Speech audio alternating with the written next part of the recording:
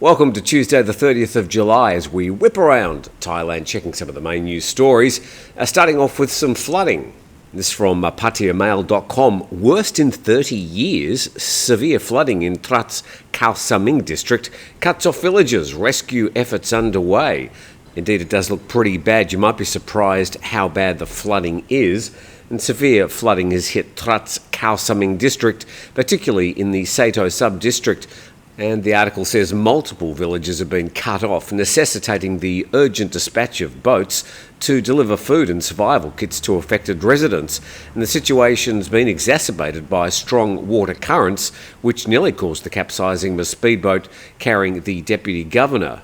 And just so you know where we're talking about, the red line is the border.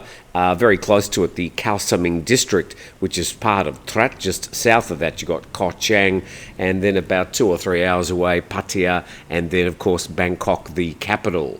And the bridge over the Sato Canal in front of Sato Shrine saw water levels rise to 11 to 12 metres, submerging the Thang Krabok area in village number 7, where residents now rely on boats for transportation due to the strong currents that make vehicle travel impossible. And Pramot Jankra noted that this is the most severe flooding the area's experienced in nearly 3 decades, with water levels still rising due to ongoing rainfall and additional runoff from Bo Rai district.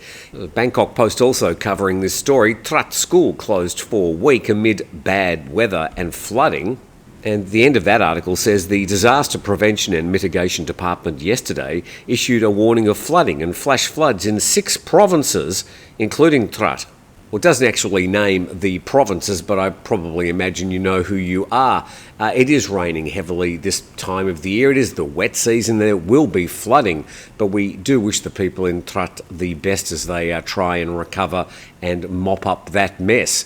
Now we're talking tourism, and we go to the Bangkok Post again. And the TAT targets 2.2 million Russian arrivals next year.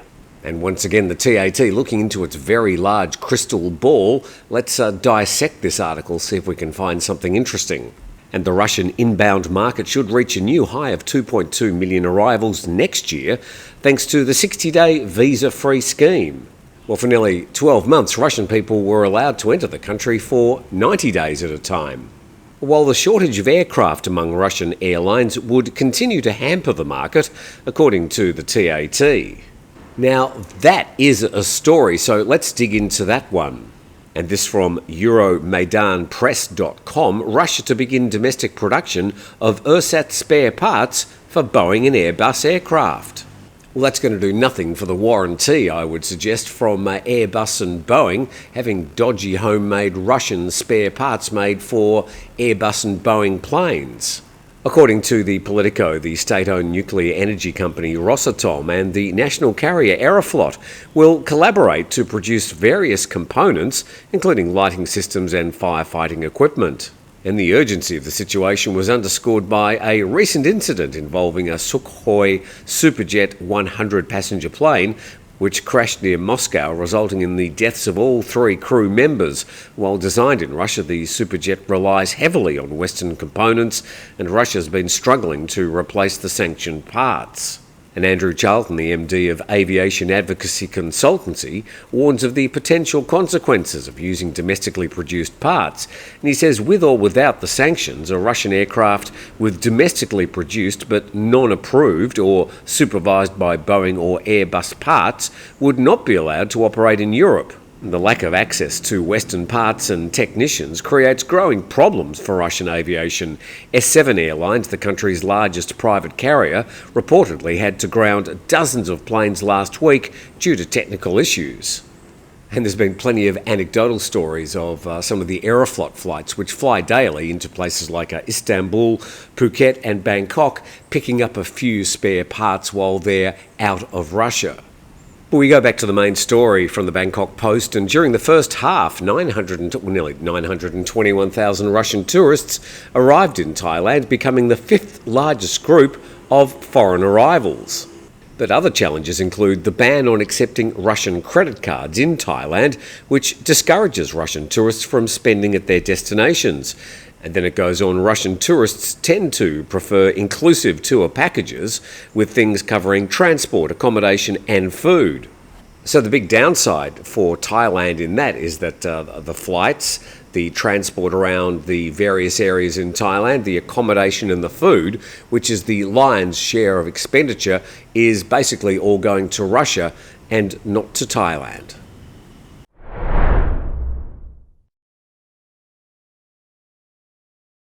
And with thanks to our sponsors, 5-Star Marine Phuket.com, that's using the number 5 for 5-Star Marine, as well as Beach House Thailand, our two sponsors. So thank you to them, and there's links in the description below which will give you links to a special deal in the case of 5-Star Marine.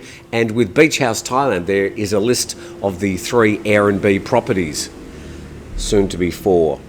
Anyway, we'll get to that later. Now, there's stories now of Thais being outraged. A frequent occurrence, and we go to nationthailand.com. Singaporean influencer apologises for viral clip about Thai sex workers offending Thais. And this young lady out of Singapore has a YouTube and TikTok channel, and local content creator, well, local as she's from Singapore, the story must have come out of Singapore originally, has apologised for a viral clip that's offended Thai people, claiming it's been taken out of context. So she said, I've recently gone viral in Thailand, and not in a good way. Apparently a video that I was in really offended many Thais, and someone's filed a police report. Now, in the clip, which was first posted on a YouTube channel, Ladies First, Cheng was answering a viewer who asked, why are Singaporean men so attracted to women who are from Thailand and Vietnam? The amount of friends that I have who have had their exes cheat on them with these women is astronomical. What do you think they have that we don't? In part of her reply, Cheng said that because the women come from a less well-off country and may work in a job that is generally frowned upon, and she meant the sex trade, the men who provide for their lifestyle get to tell the women what to do, where to go and what to wear. In the caption to her apology video, Cheng wrote, the video everyone was angry about was taken out of context due to editing. I was not talking about all Thai girls, but only Thai sex workers.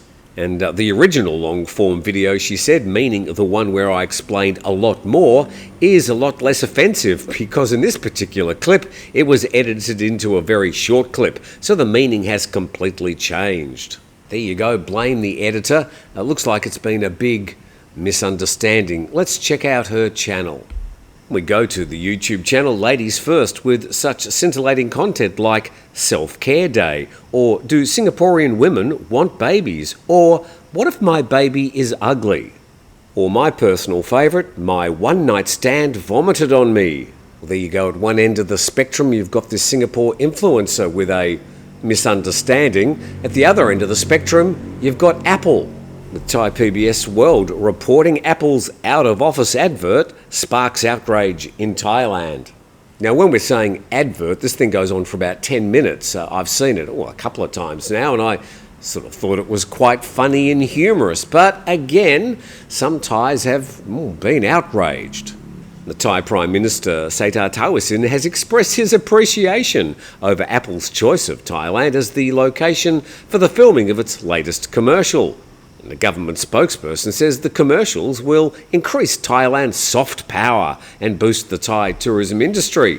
But on the release of the 5th instalment of Apple's Underdog series, the Out of Office video, apparently many Thai netizens expressed disagreement with the PM's optimism. The ad sparked significant outrage and harsh criticism, leading Apple to suspend the comment section of its YouTube page for the ad. The 10-minute featurette, described as a comedy thriller, featured 4 company employees racing around Thailand to meet their clients' demands for design and quantity. And the film scenes were given a sepia tint, didn't really notice that in post-production, seemingly to depict Thailand as it was 30 to 50 years ago.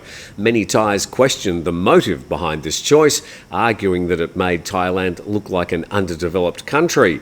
And some tried to interpret it positively, though, suggesting that Apple intended to showcase Thailand's past. Now, throwing colour tones in post-production is something that Thais love to do, but, well, you tell me, is this depicting Thailand as it was 30 to 50 years ago?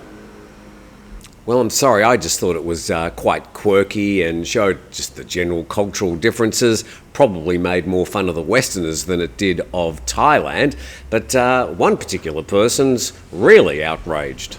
David William, an English tutor with 1.8 million Facebook followers and 2.9 million TikTok followers, who's lived in Thailand for a long time, joined the criticism. He stated that the ad made Thailand and its people look awful in the world's eyes. In video clips posted on his Facebook page and TikTok account, William said the scenes in the ad appeared outdated, as if from 50 years ago. I mean, they're running around Bangkok and the environs sort of using laptops and iPhones. I didn't think many of those were around 50 years ago. Meanwhile, another commenter claimed to have sold his Apple devices as a mark of protest over the commercial. So outrage abounds today. We'll just have to see if that's going to last any more than a day in the social media web sphere. But some good news and some Thais doing a good deed. At least for these two ladies. This is from counseledenglish.com. Phuket police help Russian tourist retrieve her items from monkey thief. And Suprachai and Putip suspected the female tourist might have gotten too close to the monkey, causing it to jump onto the foreign woman's back. It then grabbed various items, her phone, room key card, bag and battery charger. Based on information from local residents that if someone wants to retrieve items stolen by monkeys, they should throw rocks up but not hit the monkeys, and the monkeys will throw the items back down. Well, he followed this advice, and indeed the monkeys released all the items. He then collected and returned them to the tourists. And Lance Corporal Suprachai advised tourists hiking on the hill to keep their distance from monkeys. Some people might think monkeys are friendly, he said, but they like to snatch things. Visitors should avoid carrying items or get too close to the monkeys, as some can be aggressive. Big teeth, and they could probably take a decent bite out of you too, but at least finishing with some good news there for Thailand. Hopefully you're a bit more up to date with some of the things happening around the country. Please subscribe to the channel. We do appreciate the support from our sponsors. This one's mine. But thanks for watching today. We'll see you tomorrow.